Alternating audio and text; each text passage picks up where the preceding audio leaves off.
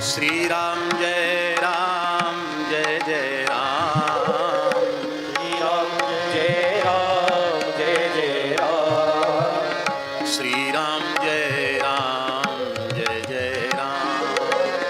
श्री राम जय जय राम। जय सिया राम जय जय हनुमान। जय सिया राम जय जय हनुमान। संकट मोचन कृपा निधान। संकट मोचन कृपा निधान। श्री गुरु रामानंद भगवान। श्री गुरु रामानंद भगवान। सब विप्रन की जय। सब संतन की जय। जय जय श्री सीताराम। जय जय श्री राधेश्याम। हर हर महादेव। आज इस साप्ताहिक प्रवचन सत्र का तृतीय दिवस है। पंचम स्कंद पर्यंत आप लोग कथा का कल श्रवण कर चुके हैं। छठे स्कंद का लक्षण है पोषण। पोषणस तदनुग्रह। पोषणम तदनुग्रह। भगवान के अनुग्रह को ही पोषण कहा गया, भगवान की कृपा को। भागवत के 10 लक्षण हैं। सर्ग, विसर्ग, स्थान, पोषण, ऊति, मन्वंतर, ईशानु कथा, निरोध, मुक्ति और आश्रय। इसमें तृतीय स्कंद तक सर्ग है, चौथे स्कंद का लक्षण विसर्ग है, पांचवें स्कंद का लक्षण स्थान है, छठे स्कंद का लक्षण पोषण है, सातवें स्कंद का लक्षण ऊति है, आठवें स्कंद का लक्षण मन्वंतर है, नौवें स्कंद का लक्षण ईशानु कथा है, 10वें स्कंद का लक्षण वल्लभाचार्य जी के मत से निरोध है और श्रीधर स्वामी पाद प्रभृति अन्य आचार्यों के मत से आश्रय है। 11वें स्कंद का लक्षण मुक्ति है और 12वें स्कंद का लक्षण श्रीधर स्वामी पाद के अनुसार निरोध है और अन्य आचार्यों के अनुसार और श्री वल्लभाचार्य जी के अनुसार आश्रय है। इस प्रकार से श्रीमद् भागवत के 10 लक्षण हैं। उन 10 लक्षणों में छठे स्कंद में पोषण नामक लक्षण का निरूपण किया जा रहा है। भगवान कृपा पूर्वक जिस जीव को अंगीकार कर लेते हैं, एक बार जिसे स्वीकार कर लेते हैं, फिर उसमें लाख दोष ही क्यों ना आ जाएं, भगवान उसका त्याग नहीं करते। इसलिए श्रीमद् वाल्मीकि रामायण में भगवान श्री राम ने प्रतिज्ञा की, मित्र भावेन संप्राप्तम न त्यजेयं कथंचन दोषो यद्यपि तस्य स्यात् सतामेतदगर्हितम्। निर्दोष को तो सब अपना लेते हैं, सदोष को भी अंगीकार कर लेना ये तो करुणा वरुणालय श्री रघुनाथ जी की ही सामर्थ्य है, ये उन्हीं का स्वभाव।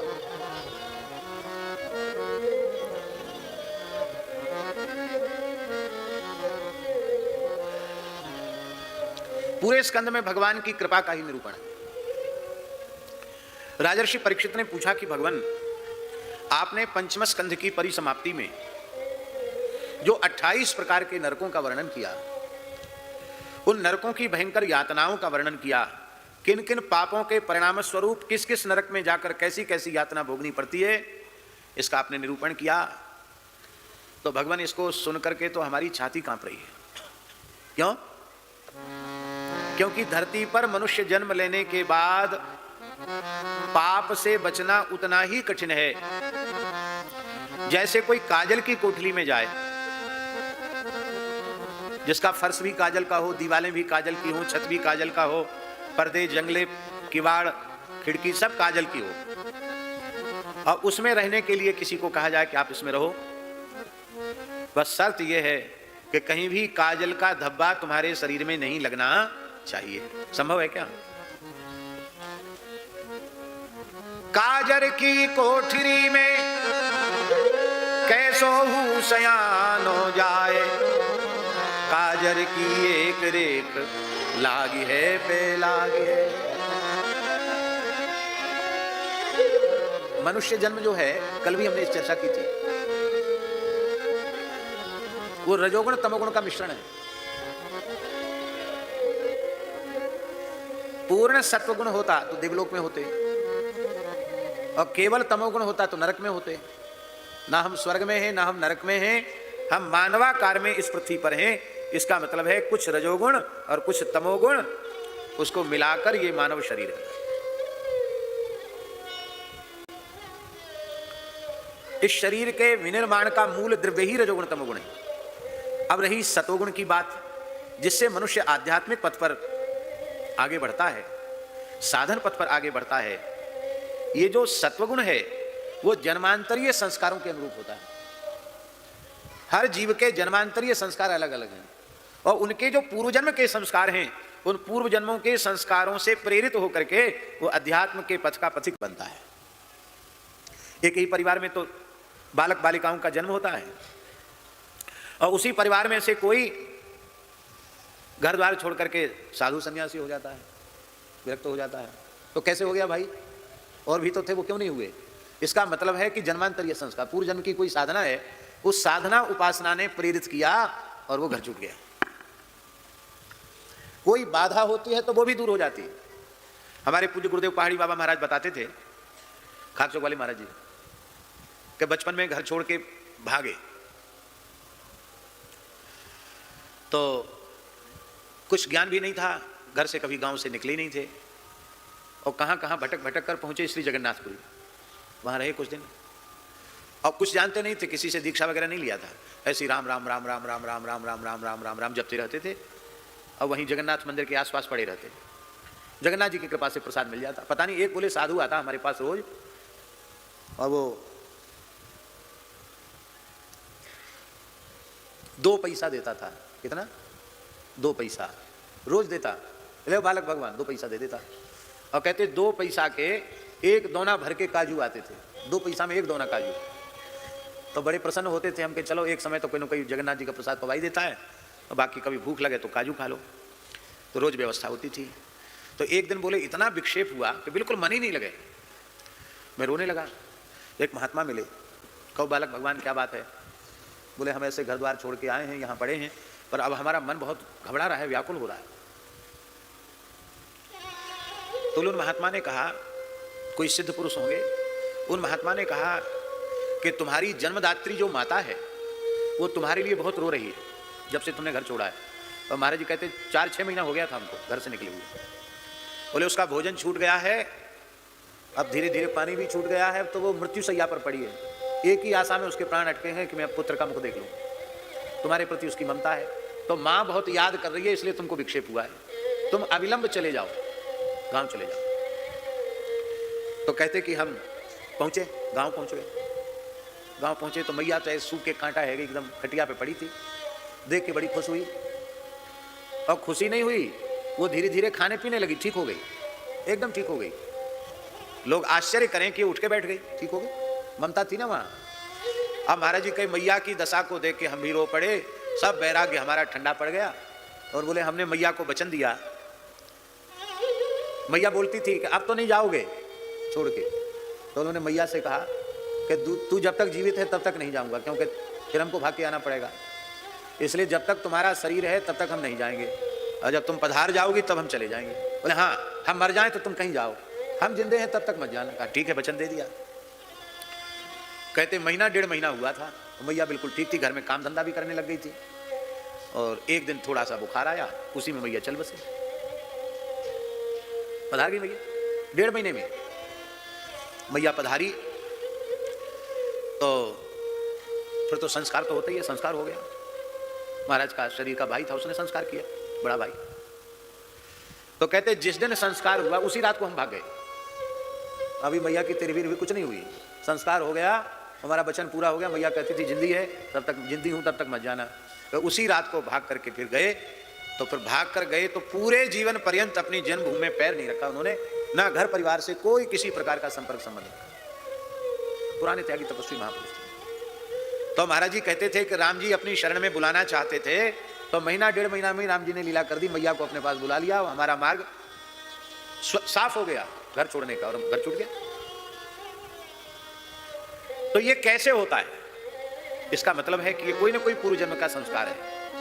हाँ, अब इसके बाद उस संस्कार को हम कितना आगे बढ़ा रहे हैं, ये हमारे अपने साधन के ऊपर है। कई बार ऐसा होता कि संस्कार और अधिक नीचे चला जाता है, तब जहां तक हम पहुंचे हैं लुढ़क के फिर बहुत नीचे चले जाते हैं। इसलिए प्रत्येक साधक का कर्तव्य है कि जो जन्मांतरीय संस्कार हम लेकर आए हैं उससे हम आगे बढ़ें, उसके हम पीछे न जाएं, उसके हम आगे बढ़ें। और आगे कैसे बढ़ेंगे? त्यागी, तपस्वी, वैराग्यवान, साधन संपन्न महात्माओं का जितना संग करेंगे उतना आगे बढ़ेंगे। और जिनमें श्रद्धा नहीं है, हरिगुरु संतों के प्रति भाव नहीं है, धर्म ग्रंथों के प्रति श्रद्धा नहीं है, जिनका जीवन सत्य सदाचार संपन्न नहीं है, पवित्र नहीं है, ऐसे लोग किसी भी प्रकार के क्यों ना हो, उनका संग करोगे तो आपके पुराने जो संस्कार हैं वे संस्कार भी धूमिल हो जाएंगे, नष्ट हो जाएंगे। 3 चीजें दुर्लभ हैं। दुर्लभम त्रयमेवैतत् देवानुग्रह हेतुकम मनुष्यत्वम मुमुक्षुत्वम महापुरुष संश्रयः। मनुष्यत्व दुर्लभ है, फिर मनुष्य होने के बाद संसार चक्र से छूटने की इच्छा उत्पन्न हो जाए, यह दुर्लभ है। और तीसरी दुर्लभ चीज है किसी महापुरुष के चरण कमल प्राप्त हो जाएं, यह दुर्लभ है। आपको मनुष्यत्व मिल गया, आपके मन में संसार चक्र से छूटने की इच्छा भी उत्पन्न हो गई, लेकिन यदि महापुरुष का संग आपको नहीं मिला तो आपका मनुष्यत्व और मुमुक्षत्व भी, मनुष्यत्व भी धूमिल पड़ जाएगा और मुमुक्षा भी फिर नहीं रहेगी महाराज जी। मुमुक्षा बुभुक्षा बन जाएगी, मोक्ष की इच्छा भोग की इच्छा बन जाएगी और फिर हमारा पतन हो जाएगा।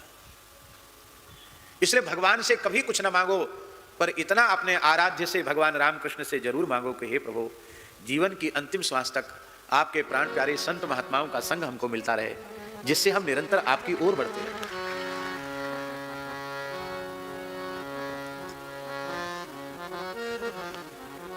तो अब जब उस मानव के मूल में रजोगुण तमोगुण है, तो रजोगुण माने क्रिया और तमोगुण माने निषिद्ध कर्म, तो क्रिया होगी महाराज जी तो कभी न कभी जाने अनजाने निषिद्ध कर्म भी बन जाएंगे। और आपने संविधान इतना कठोर बना दिया कि ये पाप हो तो इस नरक में, ये पाप बने तो इस नरक में, तो महाराज पाप से बचना तो बहुत कठिन है। मान लो जाने अनजाने मनुष्य से कोई पाप बन भी गए तो उन पापों से मुक्त होने का उपाय क्या है? बड़ा सुंदर प्रश्न परीक्षित ने पूछा और श्री सुखदेव जी ने बड़ा सुंदर उसका समाधान किया। पापों के त्रिविध प्रायश्चित श्री सुखदेव जी ने बताए। के द्वारा कर्म का नाश संभव नहीं है। बहुत ऊंची बात है। इसी को तुलसीदास जी ने अपने शब्दों में कहा, छूटे मल की मलहि के धोए, घृत की पाव की बारी बिलोए। कर्म के द्वारा कर्म का नाश कैसे होगा? क्यों? कर्म का अधिकारी कौन है?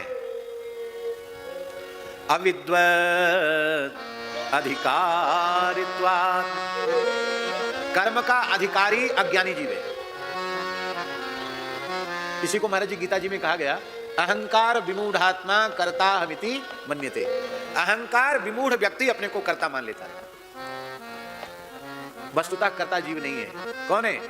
हनुमान जी लंका में दशग्रीव रावण के दरबार में रावण के सामने कह रहे हैं, हे रावण, जिन भगवान श्री राम को तुम साधारण मनुष्य कह रहे हो, जानते हो वो कौन है? हनुमान जी का वाक्य, कर्ता कारयिता च सः। वे राम जी करता हैं और वे राम जी ही कारयिता है। करने वाले भी राम जी और कराने वाले भी राम जी। उमा दारू योषित की नाई, सबहि न चावत राम गुसाई। उमा दारू योषित की नाई, सबहि न चावत राम गुसाई। कर्ता का लक्षण क्या है? व्याकरण शास्त्र में महर्षि पाणिनि का सूत्र है, स्वतंत्रः कर्ता। क्या है? स्वतंत्रः कर्ता। जो स्वतंत्र है वो करता है। अब महाराज जी स्वतंत्र शब्द के अर्थ का विचार करो तो भगवान को छोड़कर कोई स्वतंत्र है? ब्रह्मा जी स्वतंत्र नहीं है, विष्णु भगवान भी स्वतंत्र नहीं है, शिव जी भी स्वतंत्र नहीं है। जब त्रिदेव ही स्वतंत्र नहीं है तो दूसरे लोग इंद्र आदि प्रजापति आदि स्वतंत्र कैसे हों? फिर मनुष्य की तो फिर गिनती ही क्या है? आहा, जग पेखन तुम देख निहारे, विधि हरि शंभु न चावन वारे, तेऊ न जानहि मरम तुम्हारा, और तुम ही को आननिहारा। विनय पत्रिका में विधि ही विधिता, हरि ही हरिता, शिव ही शिवता जिन दई। ब्रह्मा जी को सृष्टि रचने की सामर्थ्य, विष्णु को पालन की सामर्थ्य और शिव जी को संहार की सामर्थ्य जिन्होंने प्रदान की है, उनका नाम है भगवान श्री राम। राम जी तो स्वतंत्र कौन हुआ? बोलो, राम जी। और जो स्वतंत्र है वो करता है, जो करने वाला है उसको तो कहेंगे कर्ता, और जो कराने वाला होगा उसको कहेंगे कारयिता।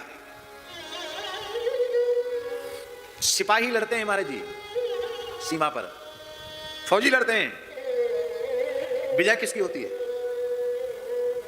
राजा की। राजा की विजय होती कि नहीं?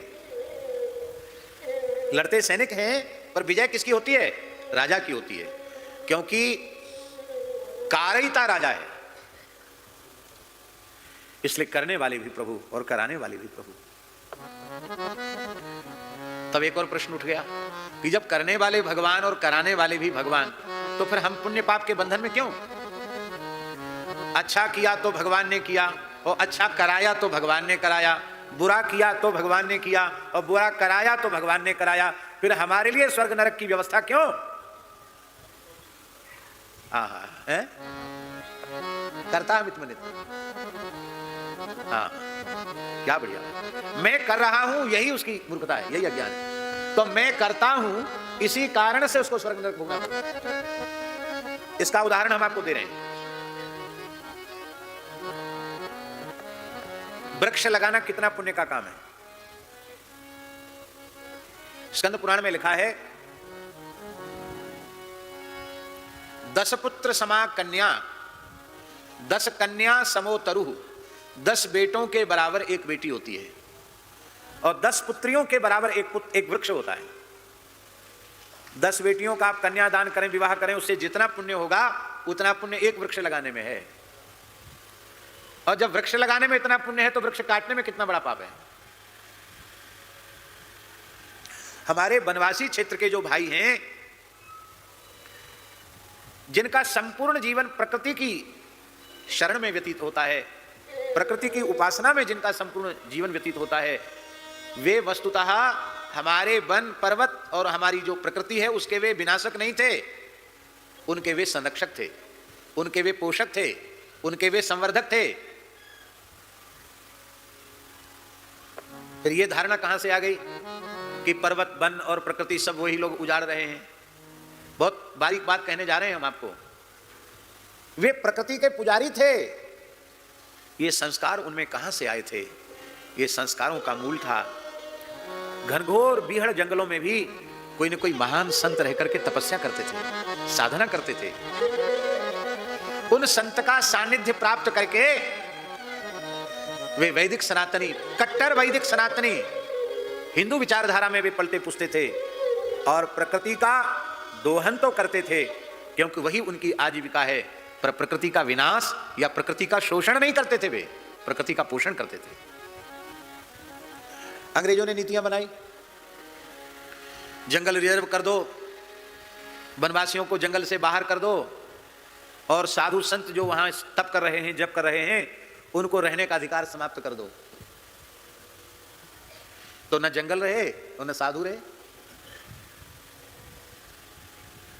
ईसाई मिशनरियां प्रभावी हो गई, साधु संत तो वहां रहे नहीं।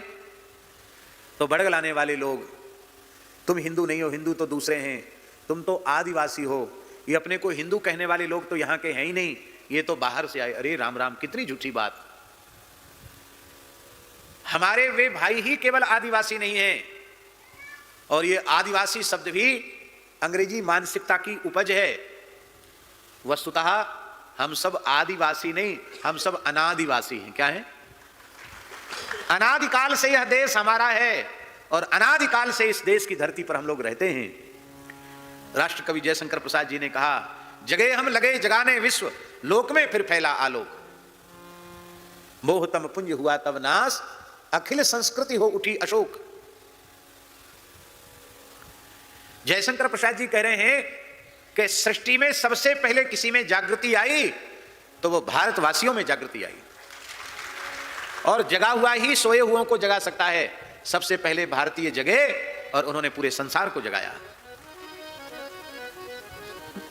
ज्ञान का प्रकाश धरती पर जहां कहीं से भी गया है, उसका मूल भारतवर्ष की धरती है। हाँ।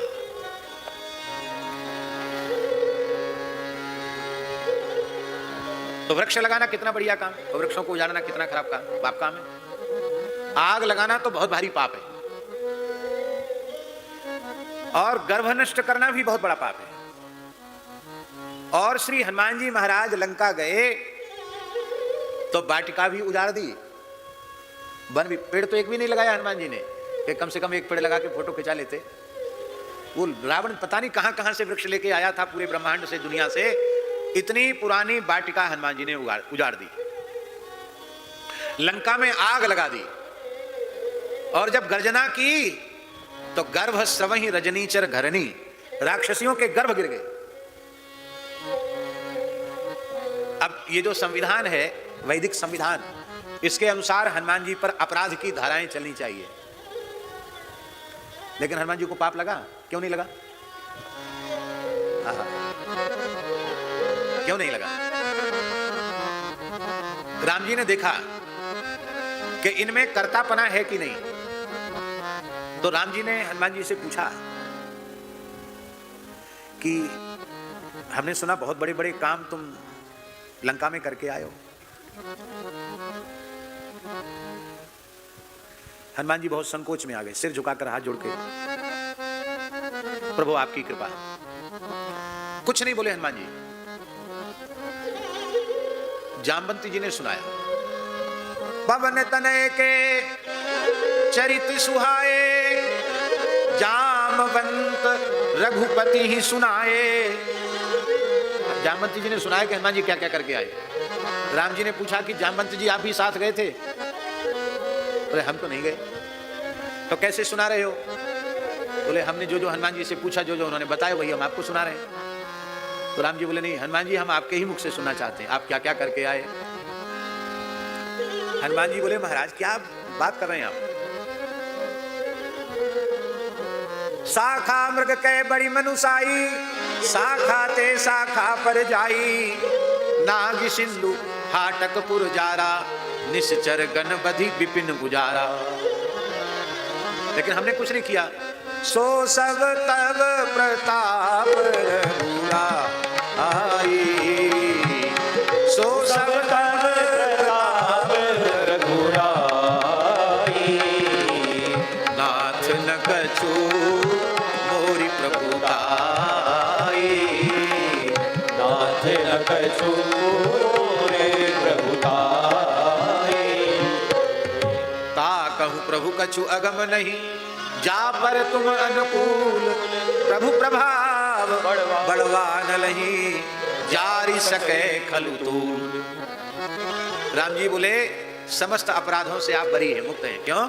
क्योंकि आप में कर्तापना नहीं है। हा क्या बढ़िया। योगीराज जी कह रहे हैं हमने कुछ किया नहीं, सीय विरह लंका जरी। किशोरी जी की विरह की अग्नि में लंका जल गई, और समुद्र कैसे पार किया? बोले मुद्री ले गई पार।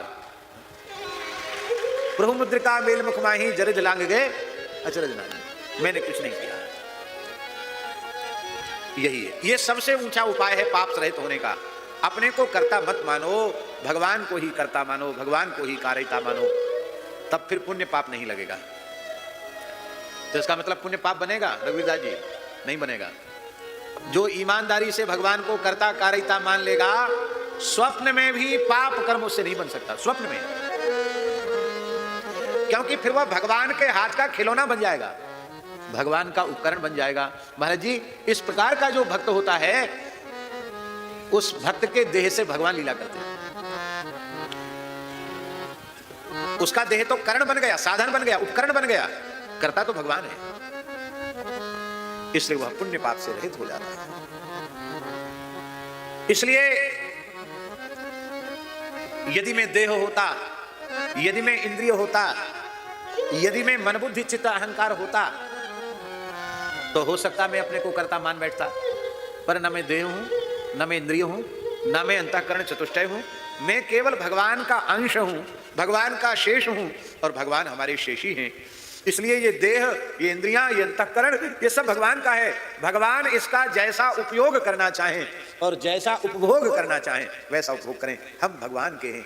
ये बात जब भीतर से भक्त में पक्की हो जाती है तो वह पुण्य पाप से रहित हो जाता है, और इसी का नाम है तत्व ज्ञान। स्वस्वरूप अवस्थान, देहात्मवाद का त्याग और अपने स्वरूप में स्थिति। परीक्षित बोले, महाराज ये बात सुनने में तो बहुत सरल है, पर है बड़ी कठिन। कर्तापना मन से जाता नहीं है। हम लोगों का जानते हो कैसा भाव रहता है? अच्छा किया तो हमने किया, और बुरा किया तो भगवान ने कर दिया। अरे भगवान ने बड़ा बुरा किया हमारे साथ, ले अच्छा तो तुमने कर लिया, और बुरा भगवान ने कर दिया। ये हम लोगों का भाव है। भैया कर्ता कारिता भगवान है। ये बात सबकी समझ में नहीं आती, तत्वज्ञान सबको होता नहीं है। तब दूसरा साधन बताया पाप मुक्त होने का, तपसा ब्रह्मचर्येण समेन च दमेन च त्यागेन सत्य शौचाभ्याम यमेन नियमेन च। तपस्या, ब्रह्मचर्य, शम, अंतःकरण के निग्रह का नाम है सम, और इंद्रियों के निग्रह का नाम है दम। त्याग, सत्य और शौच और यम और नियम, ये 9 साधन बताए। इन 9 साधनों का आश्रय लेकर साधक संपूर्ण पापों से मुक्त हो सकता है।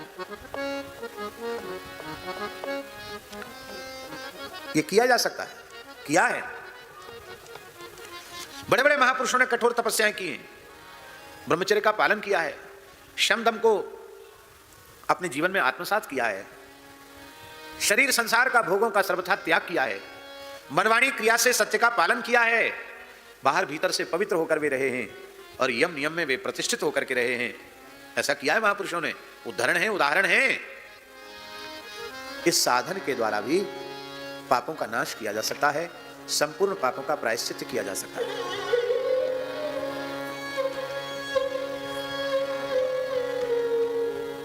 लेकिन इसमें एक समस्या है। एक समस्या तो यह है कि ये सुनने में जितना सरल है, करने में उतना कठिन है। जैसे हम उदाहरण दें, अभी हेमंत ऋतु चल रही है, मार्गशीर्ष का महीना है, फिर भी पंखा लगा हुआ है। क्यों पंखा लगा है भाई? इसलिए पंखा लगा है कि ये हेलोजन की गर्मी, इतने लोगों की गर्मी, और फिर बोलने की गर्मी, बोलने में भी शक्ति लगती गर्मी, तो ठीक से दिमाग गर्म ना हो, बोलते रहें, इसके लिए लोग व्यवस्था करते हैं। तो हम तपस्या पर प्रवचन तो कर सकते हैं, तप रूप साधन हमारे जीवन में नहीं है। हमारे महात्यागी श्री महंत श्री सीताराम दास जी महाराज, चाहे जितनी ठंडी हो और चाहे जितनी गर्मी हो, महाराज जी ऐसे ही रहते हैं। मुक्ति नारायण तक भी ऐसे ही गए, और कैलाश मानसरोवर तक भी ऐसे ही गए। आपने पैर में कुछ नहीं धारण किया, और श्री अयोध्या जी में जब तक विराजते हैं तब तक प्रतिदिन सरयू स्नान करते हैं, कभी सरयू जी नहीं छोड़ते, कभी कनक भवन दर्शन नहीं छोड़ते।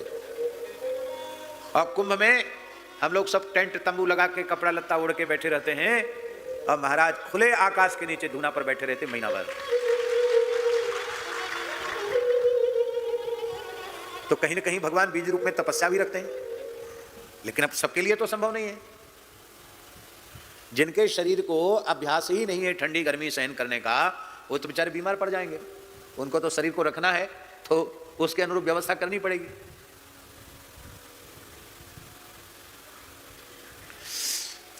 एक एक नियम के पालन में कठिनाई है, ब्रह्मचर्य के पालन में, त्याग में, तप में, शौच में, सत्य में कितनी कठिनाई है।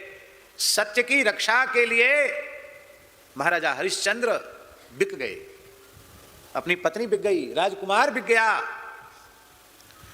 और काशी के डोम का सेवक बनकर उनको रहना पड़ा। किसकी रक्षा के लिए? सत्य की रक्षा के लिए। ये कोई सामान्य बात है? हाँ, सत्यम ज्ञान अनंतम ब्रह्म श्रुति है। क्या कहना। तो फिर भी किया जा सकता है, प्रयास करने पर सब साधन किए जा सकते हैं। इसमें क्या समस्या है? बोले इसमें एक समस्या है। क्या समस्या है?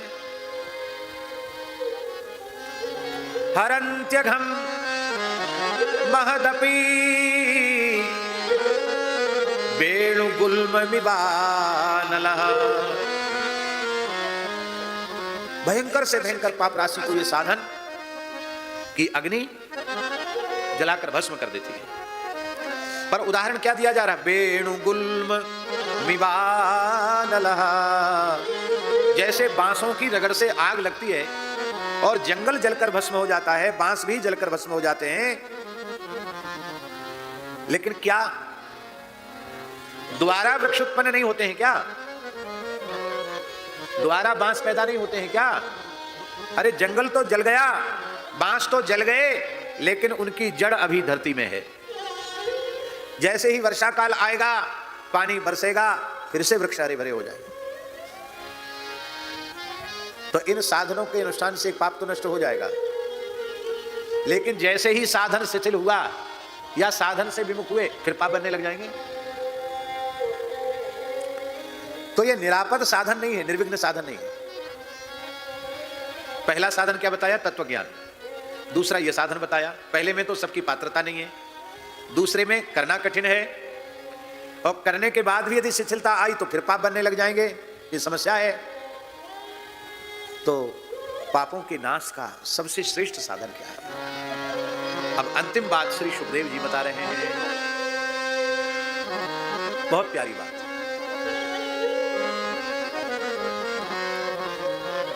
केचित् केवलया भक्त्या वासुदेव परायण अघम धुन्वन्ति कार्त्स्नेन निहारमिव भास्करा। कुछ भाग्यशाली श्रद्धा विश्वास से संपन्न जीव ऐसे होते हैं जो कोई प्रवाह पुण्य पाप की न करके केवल भगवान की शरण हो जाते हैं, और शरण होने के बाद केवल भगवान का आश्रय लेते हैं, भगवान की भक्ति का आश्रय लेते हैं। महाराज जी, केवलया भक्त्या, केवलया भक्त्या का अर्थ है विशुद्धया भक्त्या, ज्ञान मिश्रया भक्त्या न, कर्म मिश्रया भक्त्या न। माने ज्ञान मिश्रा भक्ति नहीं, कर्म मिश्रा भक्ति नहीं, विशुद्धा रसरूपा प्रेम लक्षणा भक्ति का आश्रय लेकर के अपने संपूर्ण पापों को नष्ट कर देते हैं। कैसे?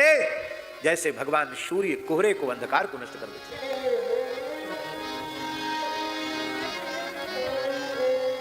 अब बोले भक्ति क्या है? क्योंकि भक्ति का नाम आ गया ना। भक्ति क्या है? भक्ति क्या है? इसकी बड़ी बड़ी व्याख्याएं की जाएं भक्ति की तो बहुत जटिल है, बहुत कठिन है, बहुत विस्तृत है भक्ति का व्याख्यान।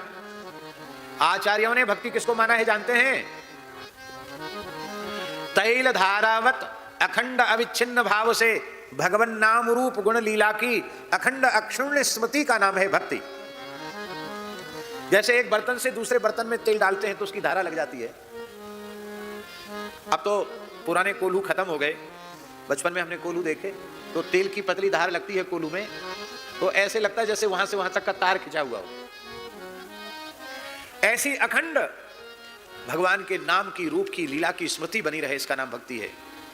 ईमानदारी से बताओ, ऐसी अखंड स्मृति भगवान की है? नहीं है। अरे जितनी देर माला फेरने बैठने उतनी देर तो अखंड रहती नहीं, तो बाकी समय में अखंड कैसे रहेगी? तो हम को लगता है कि ये जो कठिन परिभाषा है ये हमारे लायक नहीं है। तब भक्ति की सबसे सरल परिभाषा क्या है? बोले आप कठिनाई वाली बात जाने दो, आप केवल हरिनाम का आश्रय ले लो, केवल श्री राम नाम का आश्रय ले लो, केवल भगवान नाम का आश्रय ले लो, आपकी भक्ति हो गई। रामचरितमानस में तुलसीदास जी महाराज ने ज्ञान को दीपक कहा और भक्ति को मणि कहा।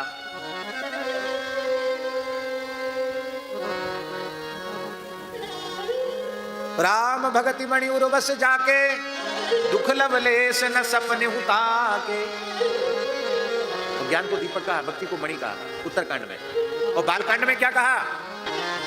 श्री राम नाम रूपी मणि को इस जिह्वा रूपी देहली पर रख लो, बाहर भी प्रकाश होगा, भीतर भी प्रकाश हो जाएगा।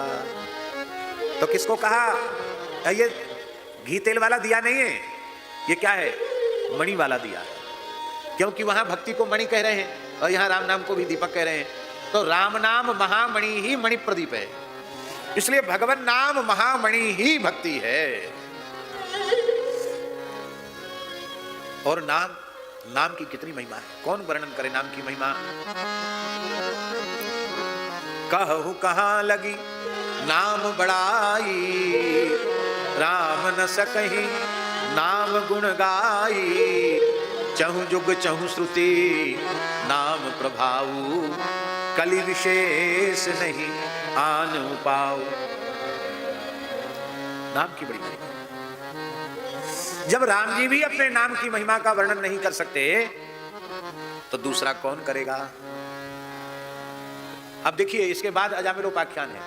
अजामिलोपाख्यान नाम महिमा का उपाख्यान नहीं है, क्योंकि अजामिल ने नाम लिया होता तब ना, उसने भगवान का स्मरण करके भगवान का नाम नहीं लिया। अजामिल महापापी ने, संतों ने उसके सबसे छोटे पुत्र का नाम नारायण रख दिया था, और जब भयंकर यमदूत उसको दिखाई पड़े तो उसने अपने सबसे छोटे बेटे को पुकारा। ममता थी ना, नारायण जैसे ही पुकारा कि भगवान के पार्षद प्रकट हो गए, यमदूतों को मार पीट के भगा दिया, अजामिल के प्राण बचा लिए। यमदूतों ने कहा, आप इस पापी को क्यों नहीं ले जाने दे रहे? ये महापापी है, इसने अपने पापों का प्रायश्चित्त कहां किया? भगवान के पार्षदों ने कहा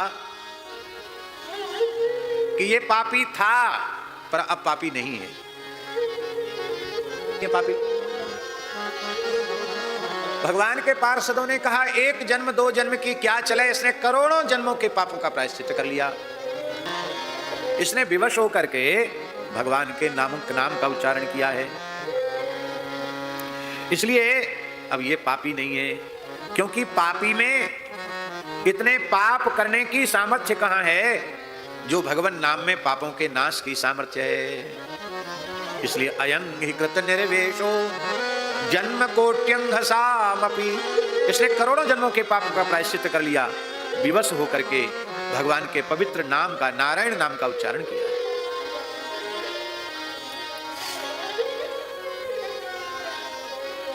यमदूतों ने कहा, इसने अपने पुत्र को बुलाया। भगवान को कहां बुलाया? भगवान की याद करके, भगवान का ध्यान करके, भगवान का नाम लिया होता तो पाप नष्ट हो जाते। इसने तो अपने पुत्र को बुलाया। भगवत पार्षदों ने कहा कि तुम लोग हो महामूर्ख, क्या अजामिल का पुत्र नारायण हो सकता है? नारायण शब्द का अर्थ अजामिल पुत्र में घटित हो सकता है क्या? नारायण माने क्या होता है?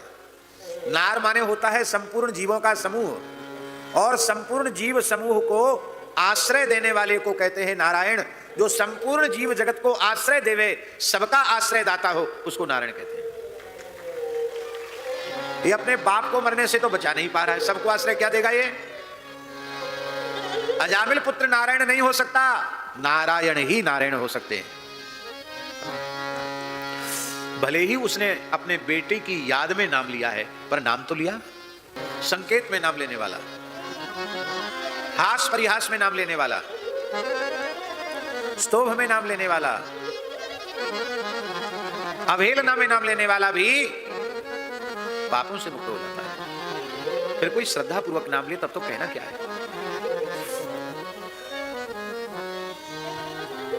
हमारे यहां संतों में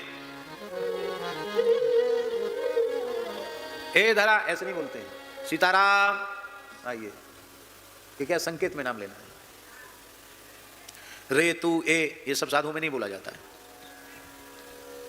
सीताराम राधे श्याम करके बुलाते हैं, संकेत में बुलाते हैं।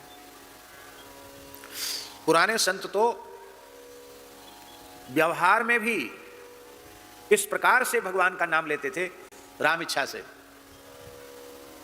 राम इच्छा से। अब एक वाक्य में भी 2 बार 3 बार कहेंगे राम इच्छा से, मतलब हमने कुछ किया नहीं, राम जी की इच्छा से ही सब हो रहा है, राम इच्छा से। एक सच्ची घटना आपको सुना दें। वृंदावन में श्री सुदामा कुटी में एक पुराने संत रहते थे, उनका नाम था गंगादास जी, मणिराम छावनी के शिष्य थे। एक छत्ता वाले गंगादास जी थे वो अलग, ये दूसरे गंगादास जी, छावनी वाले महाराज जी के गुरु भाई थे वो। कुटिया में रसोई बनाते थे, रसोईया थे, और श्री सुदामा दास जी उनका बहुत आदर करते थे। साल में नवरात्रि करते थे, रामनवमी अयोध्या की करते थे। तो नवरात्रि शुरू होने के पहले महाराज जी से अनुमति लेके जाते, और फिर पुणे तक रहते वहां, चैत पूर्णिमा तक। अब पुणे के बाद फिर सुदामा कुटिया जाते, साल भर में एक बार जाते थे बस। अब पुराने महात्मा थे, अब तो बहुत भेंट विदाई मिलने लगी। पहले तो पुरानी बात, तो हम कोई 100 साल के तो है नहीं, लेकिन हमने भी ये देखा महाराज जी, 1 रुपया 8 आना 4 आना दक्षिणा मिलती थी, हमने खुद पंगत में 4 आना दक्षिणा लिए, 25 पैसा दक्षिणा में, 2 पैसा भी था महाराज जी बता रहे। 1 रुपया मिलता था तो कहते थे कि बहुत दक्षिणा मिली। अब तो 100 रुपये भी कुछ नहीं। तब इतना पैसा नहीं कि बेचारे किराया जुटा सकें। तो एक गंगा जमुना ट्रेन चलती थी मथुरा से, तो गंगा जमुना में वो गंगा दाजी चढ़ गए, और कासगंज के आसपास कहीं मजिस्ट्रेट चेकिंग हो गई। वो मजिस्ट्रेट बहुत कठोर था। रहे बाबा जी, इतना लंबा चौड़ा तिलक लगाया है, साधु का बहाना बना, चोरी करते हो सरकार की, बिना टिकट चलते हो, क्यों चले बिना टिकट, जेल की हवा खानी पड़ेगी। तो महात्मा क्या बोले, कहाँ रहते हो?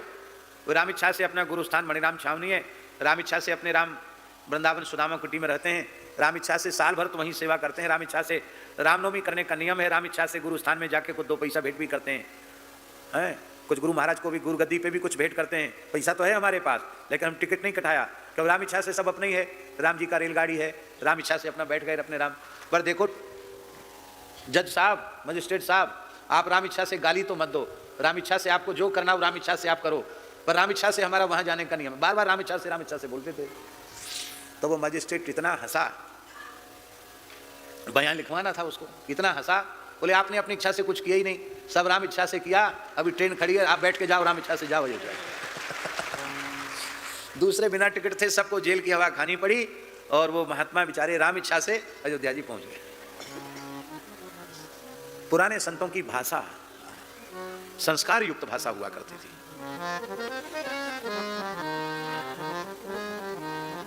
किसी भी प्रकार से भगवान के नाम का उच्चारण।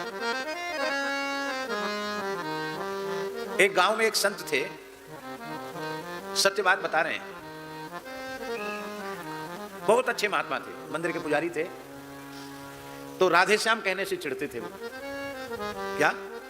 उनको कोई सीताराम कहे तो खुश होते, और राधे श्याम कहे तो चिढ़ते थे। तो गांव के बच्चों में यह प्रसिद्धि थी कि बाबा जी चिढ़ते हैं राधे श्याम कहने से। तो पूरे गांव के बच्चे कहीं से वो निकल, बाबा राधे श्याम, सब डंडा लेके दौड़ते थे। हमने महाराज जी से पूछा, महाराज राधे श्याम से क्यों चिढ़ते? बोले महात्मा न राधे श्याम से चिढ़ते हैं न सीताराम, वो तो सब एक मानते हैं। उनके इस व्यवहार से गांव के बच्चे कीर्तन करते हैं। वैसे कहेंगे राधे श्याम करो तो नहीं करेंगे। अब बच्चों को पता चल गया कि बाबा जी चिढ़ते हैं राधे श्याम कहने से, तो गांव में वो जब भी निकलते 10-20 बच्चे सब काम छोड़ के पीछे, बाबा राधे श्याम, बाबा राधे श्याम, बाबा सबको डंडा दिखाते, और बाबा कहते सीताराम बोलो, कहते राधे श्याम, तो भजन हो जाता था। श्री सुखदेव जी कहते हैं, अजामिल जैसा पापी भगवान के धाम को चला गया, किम पुनः श्रद्धया गृणन, फिर कोई श्रद्धा पूर्वक भगवान नाम का आश्रय ले, तब तो कहना ही क्या है। इसी 6ठे स्कंध में वृत्तासुर का उपाख्यान। एक बार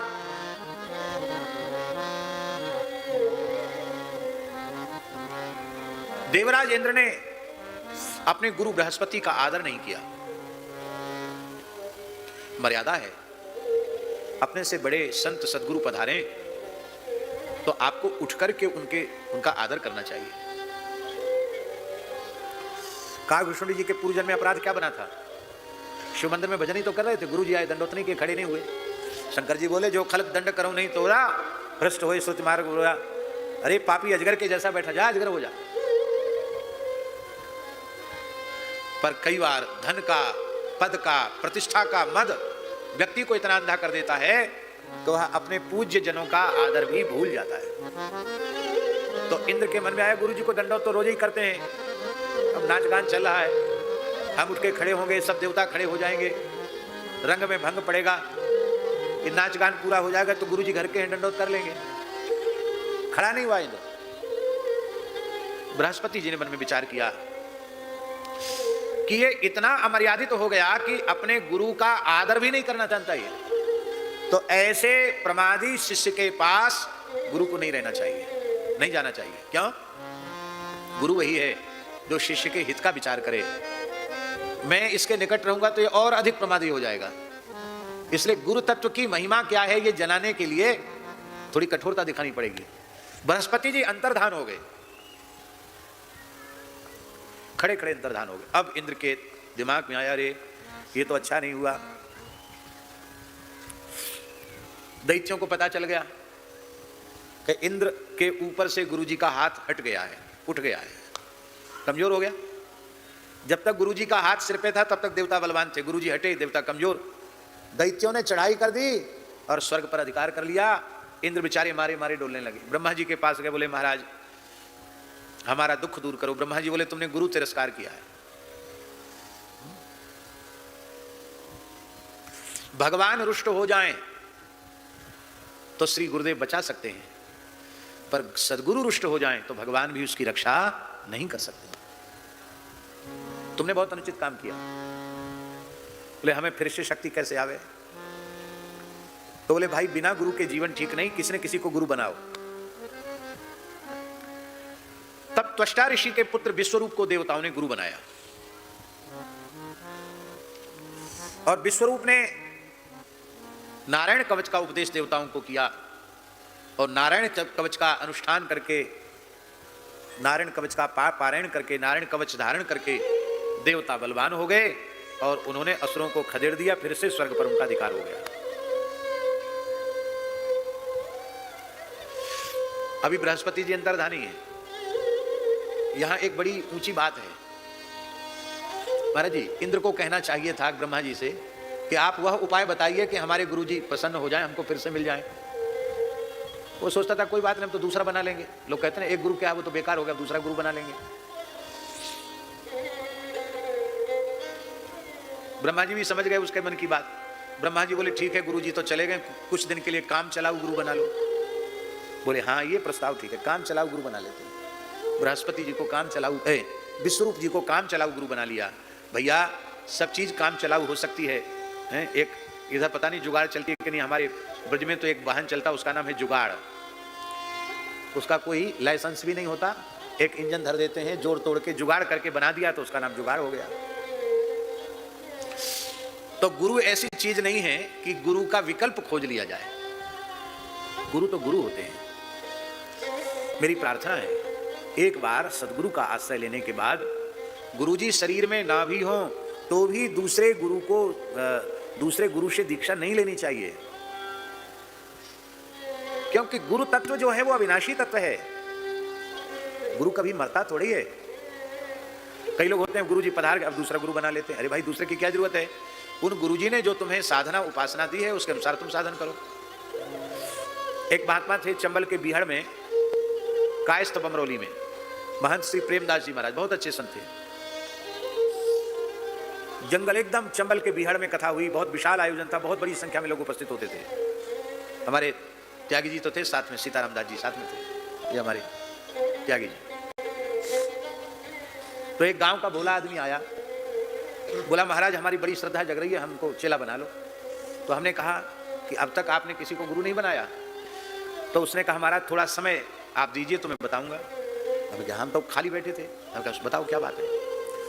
तो उसने कहा कि अमुक महात्मा को गुरु बनाया, वो 2 साल 3 साल बाद पधार गए, तो फिर अमुक महात्मा को गुरु बना लिया, फिर वो भी पधार गए। तो बोले महाराज ऐसे ही गुरु पधारते चले गए, 6 गुरु तो हम बना चुके हैं। 7वें में आपके प्रति भारी श्रद्धा उत्पन्न हुई है, आप हमको शिष्य बना लीजिए। मैंने कहा अभी हमको बहुत दिन जीने की इच्छा है, क्यों आपका संस्कार ही ऐसा है, जिसको गुरु बनाते हो वो जल्दी विदा हो जाता है। और हम तो अभी आयु भी हमारी कम है, बहुत कुछ जीना चाहते हैं, हम सेवा करना चाहते हैं। तो भाई 6 गुरुओं में कौन सी, एक गुरु में कौन सी कमी पड़ गई जो तुमने 5 गुरु और बनाए, अब 7वें में और बनाना चाहते हो। इष्ट नहीं बदलना, मंत्र नहीं बदलना और गुरु नहीं बदलना, संप्रदाय नहीं बदलना, उपासना साधना नहीं बदलनी। हाँ, आपको जो मिला है, जहां मिला है वह परिपूर्ण है, वहीं श्रद्धा निष्ठा से आप लग जाओ, वहीं से आपका काम बन जाएगा। आपकी भटकने की क्या आवश्यकता है।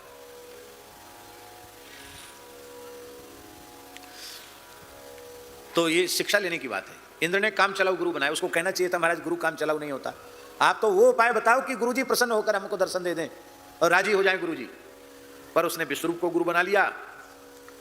विश्वरूप जी से कहा कि कुछ ऐसा यज्ञ कराओ कि हम लोगों में बहुत शक्ति बढ़ जाए और हमारे शत्रुओं की शक्ति क्षीण हो जाए। बोले ठीक है, यज्ञ होने लग गया। अब विश्वरूप की जो माता थी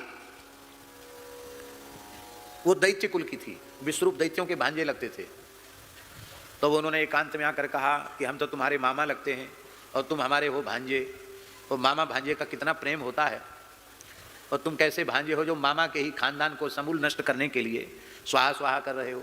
अरे कुछ ऐसा भी कर दिया करो कि कुछ हम लोगों का भी बल बढ़ा करे। बोले भाई ऐसा तो ठीक नहीं है, हम उनके गुरु हैं, पुरोहित हैं, तो हमको ऐसा छल उनके साथ। अरे इसमें छल क्या है, हम ये थोड़ी करें कि उनका बल, थोड़ा मोड़ा बल हमारा भी बढ़ जाए।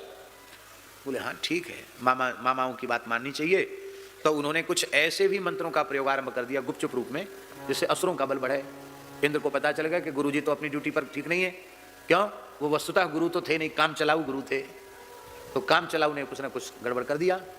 तो इंद्र को गुस्सा आया और यज्ञाचार्य के पद पर बैठे हुए महर्षि विश्वरूप का मस्तक काट दिया इंद्र ने।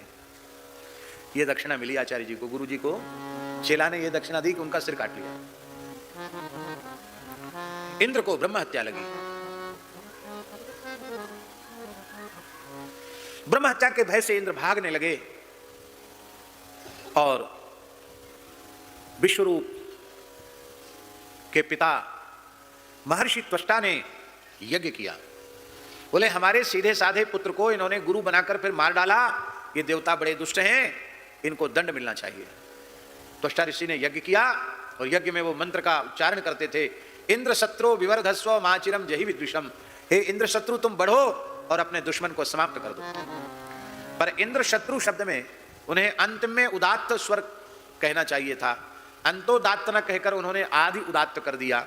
आदि उदात्त करने से वेद में स्वर के बदलने से समास बदल गया। महाराज जी जब आदि उदात्त करेंगे तो बहुब्रीहि समास हो जाएगा और अंतोदात्त करेंगे तो तत्पुरुष समास हो जाएगा। तो बहुब्रीहि समास होगा तब अर्थ क्या होगा, इंद्र एव सातयिता शत्रुर्यस्य असौ इंद्र शत्रु तत्संबुद्धौ हे इंद्र शत्रु तुम विवर्धस्व अचिरम च विद्विषम जयी, ये अर्थ हो जाएगा। माने इंद्र को मारने वाला नहीं, इंद्र से मरने वाला पैदा हो, ये अर्थ हो गया। और अंतोदात्त पढ़ते तो इंद्रस्य शत्रु इंद्र शत्रु, इंद्र का शत्रु पैदा हो जो इंद्र को मार डाले, अर्थ बदल गया। अग्नि के कुंड से भयंकर असुर पैदा हो गया, उसका नाम हुआ वृत्तासुर। वृत्त माने उसने अपने विशाल देह से पूरे ब्रह्मांड को आवृत कर लिया, इसलिए उसका नाम वृत्तासुर हुआ। उसके पैर तो धरती पर थे, उसका सिर स्वर्ग को पार कर गया। बहुत विशाल दैत्य असुर वृत्तासुर प्रकट हो गया। अब देवताओं का वृत्तासुर के साथ युद्ध हुआ। वृत्तासुर भगवान का बड़ा भारी भक्त है, क्योंकि ये पूर्व जन्म का चित्रकेतु राजा है, नारद जी का शिष्य है। भगवान शिव के अपमान के कारण इसको असुर योनि में जाना पड़ा। तो भक्ति के संस्कार इस शरीर में भी नष्ट नहीं हुए, इसी का नाम है पोषण। एक बार भगवान के दास से गलती बनी, राक्षस हो गया, असुर हो गया, तो भी भगवान ने उस पर कृपा करना छोड़ा नहीं, भगवान ने उसे अपना करके रखा। इंद्र के साथ वृत्तासुर युद्ध कर रहा है और स्तुति भी कर रहा है। ये वृत्तासुर के जो 4 श्लोक हैं ये भागवत धर्म का सार है। वृत्तासुर कह रहे हैं कि हे नाथ आप मेरे ऊपर ऐसी कृपा करो कि मैं आपके चरण कमलों का कोई दास, उसके भी चरण कमल का मैं दास बन जाऊं। साक्षात आपका दास बनने की योग्यता हमारी कहां है? मैं दासानुदास बन जाऊं। हे प्राण जीवन धन, हमारा मन निरंतर आपके गुणों का स्मरण करे, हमारी वाणी निरंतर आपके नाम रूप लीला का गान करे, और हमारा देह, हमारी इंद्रियां निरंतर आपकी सेवा में लगी रहे। भगवान बोले, इस अनन्य भक्ति के द्वारा तुम क्या चाहते हो? बोले, यही तो बात है, हम कुछ नहीं चाहते। ब्रह्मा जी का पद नहीं चाहते, ध्रुव जी का पद नहीं चाहते, देवराज इंद्र का पद नहीं चाहते, चक्रवर्ती सम्राट नहीं होना चाहते, रसातल का राज्य नहीं चाहते, योग की सिद्धियां नहीं चाहते, हे नाथ मोक्ष भी नहीं चाहते। हम तो आपसे आपको चाहते हैं। हमको मोक्ष नहीं, भोग नहीं, हमको मोक्ष भोग दाता चाहिए। हम आपसे आपको मांगते हैं। हे प्रभु, मैं आपको पुकारता रहूं। किस पक्षी की तरह, जिस पक्षी के अभी पंख नहीं उगे, वो अपने घोंसले में बैठकर अपनी मां की याद करता है, ची ची ची ची करता है। ऐसी में अजात पक्षी की तरह कहीं भी पड़ा रहकर आपकी याद करूं। उसकी मां आती है तो उसकी चोंच में चोंच रख करके दाना डाल देती है, पानी पिला देती है। मैं अपने शरीर की क्रिया भी स्वयं न करूं, माने अपने आहार की व्यवस्था भी स्वयं न जुटाऊं, जैसे वो पक्षिणी अपने पुत्र की, अपनी संतान की सेवा करती है, ऐसे ही आप ही मेरा पोषण करें। मैं तो केवल आपकी याद करूं। संत मलुकदास जी की एक साखी है। वो कहते हैं कि हे राम जी, दुनिया दो कामों में व्यस्त है, खाओ कमाओ, कमाओ खाओ, और सबसे जरूरी काम है भजन करना। तीन काम हो गए, खाना, कमाना और भजन करना। तो हमारा तीन तीन काम हमसे नहीं बनेंगे। एक काम आप ले लो। राम जी बोले, कौन काम? बोले, कमाने का ठेका आपका, खाने का ठेका हमारा, अब फिर हम भजन करेंगे, खूब राम राम करेंगे। भगवान बोले, ठीक है चलो।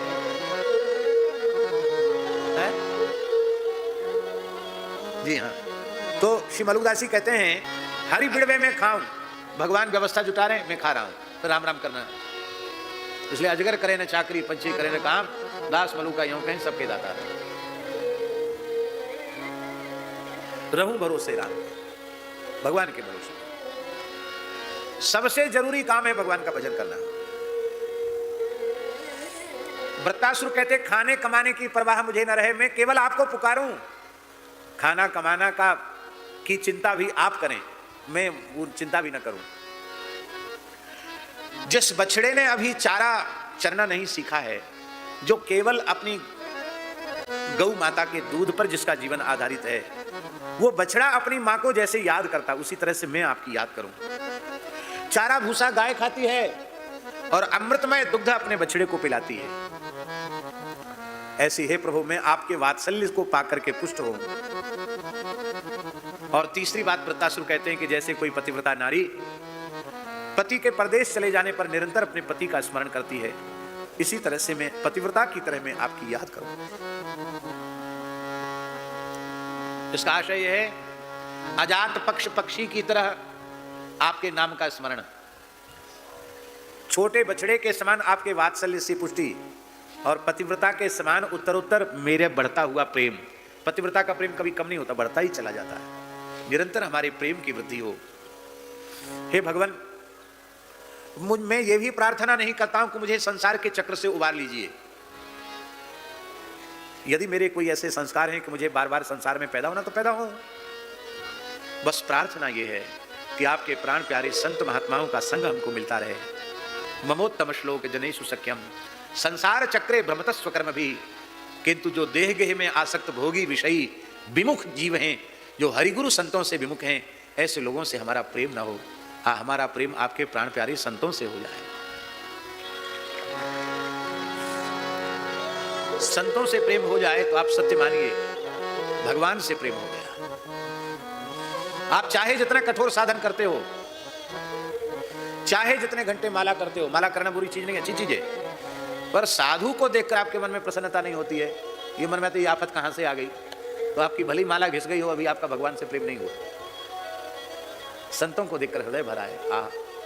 आज हम कितने भाग्यशाली हैं, इतने संतों का दर्शन हमको हो गया। संत रैदास जी के बारे में प्रसिद्धि है कि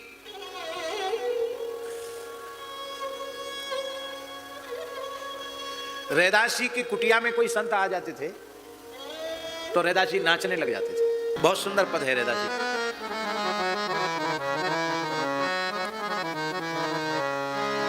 आज के दिवस की मैं जाऊं बलिहारा, मेरे घर आया राजा राम जी का प्यार। श्री कबीरदास जी महाराज।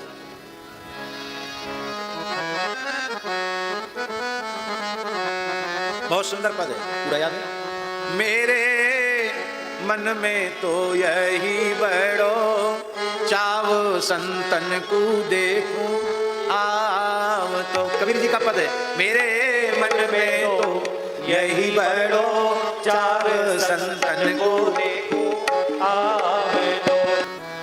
अंतिम बात वृत्तासुर यही कह रहे हैं, आपके संतों से हमारा प्रेम है।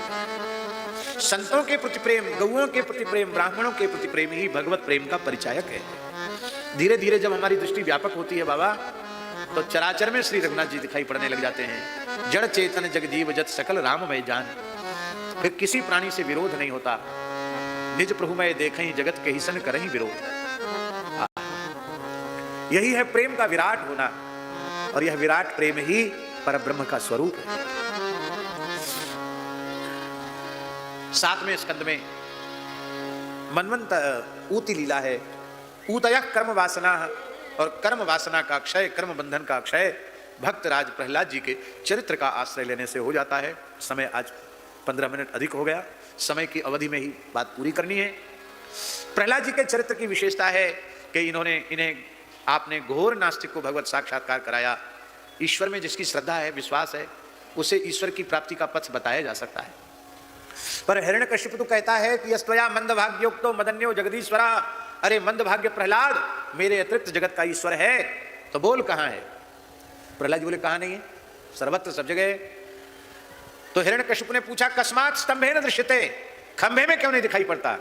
प्रहलाद जी बोले आपकी आंख खराब है, आपको नहीं दिखाई पड़ता, हमको कण कण में दिखाई पड़ता है। मोह में, तो में, खड़क खंभ में, सब में भगवान है। जले विष्णु, स्थले विष्णु, विष्णु पर्वत मस्तके, ज्वाला माला कुले विष्णु, सर्वम विष्णुमयम जगत। खंभे में है, बोले जब सब जगह है तो खंभे में क्यों नहीं है? खंभे में भी है। हिरण्यकशिपु ने एक मुष्टिका का प्रहार किया, खंभा विदीर्ण करके भगवान नृसिंह प्रकट हो गए। बोलो नृसिंह भगवान की जय, नृसिंह भगवान की जय, श्री पद्मनाभ नृसिंह भगवान की जय। जहां हम लोग बैठे हैं श्री लाली बाव मठ में, यहां तो प्रधान देवता नरसिंह जी, आचार्यों के द्वारा विराजमान नरसिंह भगवान अति प्राचीन। कितने प्राचीन होंगे महाराज जी? हैं? हाँ, आप बता रहे हैं कि यहाँ के पूर्वाचार्य हुए स्वामी श्री नरसिंह दास जी, उन्होंने नरसिंह भगवान को बुलाया। कितनी पुरानी बात है। ओह, श्री मंगलदास जी महाराज के पहले, इसका मतलब लगभग 400 वर्ष पहले नरसिंह भगवान विराजमान। हमारे यहां पुराने संतों में नृसिंह उपासना खूब थी, नृसिंह उपासना खूब थी। और जितने प्राचीन स्थान आप देखेंगे सब जगह महाराज जी नरसिंह भगवान जरूर विराजमान होंगे, और नरसिंह शालिग्राम जी जरूर विराजमान होंगे। उनके भी कई भेद हैं। भूरिया नृसिंह, शालिग्राम जी श्याम वर्ण के होते हैं, लेकिन भूरे रंग के नृसिंह भगवान वो अति दुर्लभ माने जाते हैं। भूरिया नृसिंह, कपिल नृसिंह, ऊर्ध्वमुख नृसिंह, अनंतमुख नृसिंह। हाँ, लंका ही चले सुमेरि नर हरि। योगीराज जी बता रहे हैं लंका में भी वहां के प्रधान देवता नरसिंह भगवान ही थे। कैसे आए लंका में नरसिंह भगवान? ये हरिवर्ष में गया दिग्विजय करते हुए रावण वहां से नरसिंह भगवान की मूर्ति ले आया। लूट में सब सामान आ जाता, भगवान आ गए लूट में। अब लंका में जहां नरसिंह जी को रखे वहीं आग लग जाए। नरसिंह जी नाराज, उनकी पूजा नहीं हो रही थी। शुक्राचार्य जी को बुलाया, बोले महाराज क्या करें? बोले नरसिंह जी हैं, ये तो ठंडे मिजाज के देवता नहीं, तो हमेशा गर्म मिजाज में रहते हैं, ये तो तुम्हारा सर्वनाश हो जाएगा। तो बोले हम वापस करा में, बोले और ज्यादा नाराज हो जाएंगे। इनकी विधिवत लंका में पूजा करो तो सब सुख समृद्धि बनी रहेगी। बोले महाराज हमारी लंका में तो नरसिंह जी की पूजा तो कोई नहीं कर सकता। क्यों? सब बहुत उत्तम कोटि का आहार करने वाले हैं, समझ गए ना। कहूँ महु महिष मानुष धेनु खर अज खल निशाचर भक्षही, ऐसा उटपटांग खाने वाले ये नरसिंह जी की पूजा कैसे करेंगे? उनकी तो बहुत सावधानी से पूजा की जाती है। शुक्राचार्य जी ने कहा तुम्हारा भाई वैष्णव है विभीषण, उसको पुजारी बना दो, वो करेगा पूजा। तो देखो भगवान की कृपा होगी, नरसिंह जी की पूजा विभीषण जी करते हैं। नरसिंह उपासना बहुत प्राचीन है। हमारे वृंदावन में पहाड़ी बाबा खाक चौक, उन मूल पुरुष पहाड़ी बाबा श्री स्वामी नरसिंह दास जी महाराज को 212 वर्ष समाधि लिए हुए हो गया, जीवित समाधि ली उन्होंने। खाक चौक की स्थापना जिन्होंने की मूल पुरुष श्री स्वामी नरसिंह दास जी महाराज, 212 वर्ष पहले संवत 1769 में उन्होंने जीवित समाधि ली। कार्तिक पूर्णिमा को ही उनका जन्म हुआ, कार्तिक पूर्णिमा को ही उन्होंने समाधि ली। तो उनके जमाने में महाराज जी मंदिर नहीं था, वो नरसिंह सालग्राम अपनी जटाओं में रखते थे। अपने जीवन में कभी छाया में गए नहीं, वो हिमालय में रहे तो कंदराओं में, और जब मैदान में रहे तो वृक्ष के नीचे अखंड धूना उनका रहता था। कभी किसी ने उनको, गुरुजनों से सुनी हुई बात बताने, कभी उनको लेटकर सोते हुए किसी ने नहीं देखा। 24 घंटे में एक बार गाय का धारोष्ण दुग्ध ही लेते थे। अब बस जमुना जी में नहाते तो जटाओं से सालग्राम जी निकाले, अब वहीं गोता लगवाया, वहीं चरणामृत ले लिया और तुलसी दल पधरा के फिर जटाओं में रख लिया, और वहीं भोग लगा लेते थे बस एक बार, बाकी बैठे रहते थे ध्यान में। आज भी वो नरसिंह भगवान वहां विराज रहे, तो उनकी जटाओं में विराजते थे। हमारे त्यागियों का ग्रंथ है सिद्धांत पटल, उसमें जो अनेक मंत्र हैं उनमें नरसिंह भगवान का स्मरण किया गया। घाट बाट में, वन पर्वत अरण्य में एकाकी साधुओं की कौन रक्षा करता है? नरसिंह भगवान ही रक्षा करता है। बोलो नरसिंह भगवान की।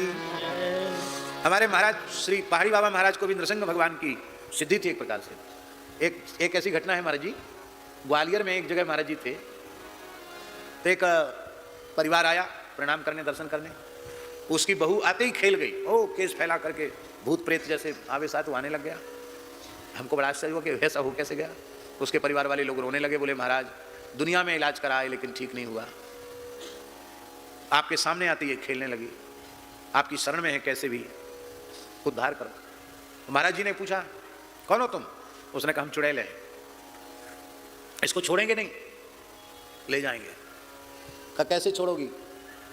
बोले एक ही उपाय है, मेरा उद्धार करो। महाराज बोले कैसे उद्धार होगा? उसने कहा महाराज आपके हाथ में है, आपका चरणामृत मुझे मिल जाए, मेरा उद्धार हो जाए। महाराज जी ने मुझे इशारा किया, मैं महाराज जी का अंगूठा धोया, उसको पिलाया, तत्काल ठीक हो गई। और महाराज उस कहा उस प्रेतावेश में कि बीमार आ गया, मैं जा रही हूँ भगवान के पास। आंखों के सामने की घटना है। हमने महाराज जी से पूछा कि महाराज जी ये क्या हुआ, आपके सामने आती खेलने लग गई? महाराज जी हंसने लगे, बोले नरसिंह मंत्र की सिद्धि होती है तो उनके सामने भूत प्रेत टिक नहीं सकता, और उनके सामने खेलने लग जाएगा। मेरी नजर पड़ती खेलने लगी। अब कोई न तंत्र न मंत्र न कोई झाड़ न फूक, वैसे ठीक हो गई। नरसिंह भगवान की उपासना बड़ी चमत्कारिक, क्या कहें। बोलो नरसिंह भगवान की जय। संध्या काल में नरसिंह भगवान प्रकट हुए, एक एक करके ब्रह्मा जी के वरदानों का स्मरण हिरण्यकशिपु को कराया, और संध्या काल जान करके भगवान ने जंघाओं पर पटक लिया उसे, और अपने प्रचंड वज्र नखों से उसके उदर को विदीर्ण कर दिया, पेट फाड़ दिया। आंतों को निकालकर भगवान नरसिंह ने अपने कंठ में धारण कर लिया। भगवान नरसिंह का एक नाम और हो गया अंतरमाली। बोलो अंतरमाली नरसिंह भगवान की जय। ब्रह्मा जी, शंकर जी, देवराज इंद्र सबने स्तुति की, भगवान का क्रोध शांत नहीं हुआ। तब ब्रह्मा जी ने लक्ष्मी माता से कहा कि आप चली जाओ, आपके जाने से शायद ठंडे पड़ जाएं भगवान। लक्ष्मी जी खूब सज धज के गई, जैसी नरसिंह जी के पास गई, एक घुड़की लगाई नरसिंह भगवान ने, एक गर्जना करी, भगी लक्ष्मी जी। बोली इसमें संदेह नहीं है कि मेरे पति हैं, पर इनका इतना उग्र स्वरूप हो सकता है मेरी कल्पना से बाहर है, मेरी हिम्मत सामने खड़े होने की नहीं है। तब प्रहलादम प्रेषया मासु, तब ब्रह्मा जी ने प्रहलाद जी से कहा कि आप ठाकुर जी को मनाओ, आपके लिए ही भगवान प्रकट हुए हैं। प्रहलाद जी को बिल्कुल डर नहीं लगा। शेर से सबको डर लगता है, पर शेर के बच्चे को शेर से डर नहीं लगता। शेर के बच्चे से शेर से क्या डर लगेगा? भगवान नरसिंह हैं, और श्री प्रहलाद जी नरसिंह दास हैं, नरहरि दास हैं, उनको कैसे भय लगेगा? चरणों में प्रणाम किया। स्वपाद मूले पतितं तमर्भकं विलोक्य देवः कृपया परिप्लुता उत्थाप्य तच्छीर्ष्ण्य दधातराम्बुजं काला हि वित्रस्त धियां कृताभयम्। प्रहलाद जी ने जैसे ही चरणों में दंडवत प्रणाम किया, भगवान का क्रोध शांत हो गया। भगवान ने प्रहलाद जी को उठाकर अपनी गोद में बिठा लिया, अपने प्रेमाश्रु जल से प्रहलाद जी का अभिषेक कर दिया। भगवान इतने प्रेम में व्याकुल हो गए कि भगवान अपनी जीभ से प्रहलाद जी को चाटने लगे। भगवान ने अपना करकमल प्रहलाद जी के मस्तक पर विराजमान कर दिया, जो काल रूपी सर्प के भय से मुक्ति दिलाने वाला है। प्रहलाद जी ने भगवान की स्तुति की। भगवान ने बार बार आग्रह किया कि प्रहलाद तुम वरदान मांगो। प्रहलाद जी बोले, महाराज आप निरपेक्ष स्वामी हैं और मैं आपका निष्काम सेवक हूं। जो आपकी भक्ति करके आपसे कुछ चाहता है वो आपका भक्त नहीं है, वो तो व्यापारी है, मुझे कुछ नहीं चाहिए। भगवान बोले, मेरे दर्शन की महिमा घट जाएगी, कुछ तो मांग लो। तब आपने कहा कि आप ज्यादा ही पीछे पड़े हैं, तो संसार के सभी जीवों को मुक्त कर दीजिए। भगवान और ठंडे पड़ गए, बोले तुम सब खेल खत्म करने में लगे हो, सब मुक्त हो जाएंगे तो सृष्टि ही नहीं रहेगी। हमारा खेल मत बिगाड़ो, फिर भी तुमने मांग लिया है तो हम तुम्हें वर देते हैं। त्वाम च माम च स्मरन काले कर्म बंधैर विमुच्यते। हे प्रहलाद, हे प्रहलाद जी, जो हमारा और तुम्हारा स्मरण करेंगे वे जीव कर्म बंधन से मुक्त हो जाएंगे, अविद्या माया से मुक्त हो जाएंगे। भगवान बोले, अभी हमारा मन नहीं भरा, जरूर कुछ न कुछ मांगो। प्रहलाद जी बोले, मेरे पिताजी ने आपसे बहुत द्वेष किया, आपका बड़ा अपमान किया, मेरे पिताजी की दुर्गति ना हो जाए, आप कृपा करके उन्हें भी सदगति दे दीजिए। भगवान बोले, प्रहलाद तुम्हारे जैसा भक्त जिस कुल में पैदा हो जाए उसकी 21 पीढ़ी तर जाती है, और तुम्हारे पिता को तो मैंने स्वयं ही मुक्त कर दिया अपने करकमल के स्पर्श से। तुम्हारे जी एक विशेष बात है, भगवान की गोद सबको मिलती है क्या? प्रहलाद जी को मिली तो क्या हिरण्यकशिपु को नरसिंह भगवान की गोद नहीं मिली? गोद में ही पटक करके पेट फाड़ा है, उसको भी गोद मिल गई। तुम्हारे यहां तो तुम जीवन मुक्त हो, तुम्हारे पिता को मैंने मुक्त कर दिया। तुम्हारे बाबा कश्यप जी जीवन मुक्त ऋषि है, उनके पिता मरीचि जीवन मुक्त हैं, और ब्रह्मा जी तो साक्षात मेरा स्वरूप है। तुम्हारे तो 21 पीढ़ी वही कहां भी, तुम्हारे यहां कोई मुक्ति के लिए बैठा ही नहीं है। अरे तुम्हारा जो स्मरण करेंगे वे मुक्त हो जाएंगे, फिर तुम्हारे पिता अधोगति को कैसे जा सकते हैं? प्रहलाद, अभी हमारा मन नहीं भरा, और मांग लो। प्रहलाद जी बोले, इसका मतलब मेरे मन में कोई ना कोई कामना शेष है। तो भगवान आप देना चाहते हैं तो मेरे हृदय में कभी कामना का बीज ही अंकुरित न हो, ये कृपा करके दे दीजिए। भगवान ने प्रहलाद जी को हृदय से लगा लिया और उन्हें दैत्यराज पद पर अभिषिक्त कर दिया। क्यों किया? प्रहलाद जी बोले, हम गद्दी पर नहीं बैठेंगे। क्यों? बोले, हमारे पिताजी ने इस पर बैठ के बहुत उटपटांग निर्णय किए हैं, कहीं गद्दी वाले संस्कार मेरे भीतर न घुस जाएं। हाँ, ऐसा है, बुरा नहीं मानना।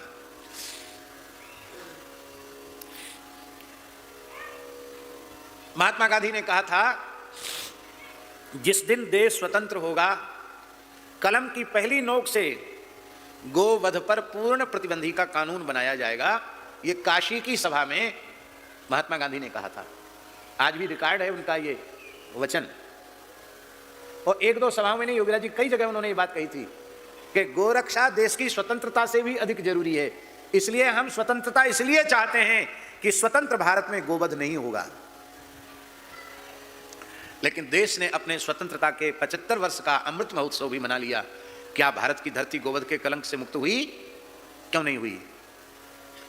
वो प्रधानमंत्री की कुर्सी में पता नहीं कौन सी प्रेतात्मा प्रविष्ट है कि प्रथम प्रधानमंत्री से लेकर अब तक कितने प्रधानमंत्री बदलते चले गए। वर्तमान प्रधानमंत्री जी के कार्यकाल में बहुत अच्छे अच्छे कार्य हो रहे हैं, पर इन 10 वर्षों में गोवध निषेध का कोई काम महत्वपूर्ण नहीं हो पाया। ये बड़ी पीड़ा की बात है, बड़े दुख की बात है। और हम भगवान नृसिंह से प्रार्थना करते हैं कि इस वर्तमान पंचवर्षीय अपने शासन काल में देश के प्रधानमंत्री जी को, भारत की धरती को गोवध के कलंक से विमुक्त करना ही चाहिए। और इस देश में गो आधारित चिकित्सा, गो आधारित शिक्षा और गो आधारित कृषि, इन तीनों में गाय को स्थापित करके और इस गाय को विश्व जननी का गौरव पुनः प्रदान करना चाहिए, ये आवश्यक है। तो इसमें प्रधानमंत्री का दोष नहीं, कुर्सी का दोष है। वो कुर्सी ऐसी है। प्रहलाद जी बोले इस गद्दी पे हम नहीं बैठेंगे। भगवान नरसिंह दिल्ली से उठे महाराज जी और सिंहासन पर बैठ गए। बोले लो हमने सब दोष खत्म कर दिया, अब बैठ जाओ। इसलिए तब से उस आसन को सिंहासन कहा जाने लग गया। क्या कहा जाने लग गया? पहले केवल गद्दी थी, कुर्सी थी। नरसिंह भगवान जब बैठ गए तो उसका नाम हो गया सिंहासन। सिंह माने नरसिंह, उनका आसन। बोलो भक्तवत्सल भगवान की।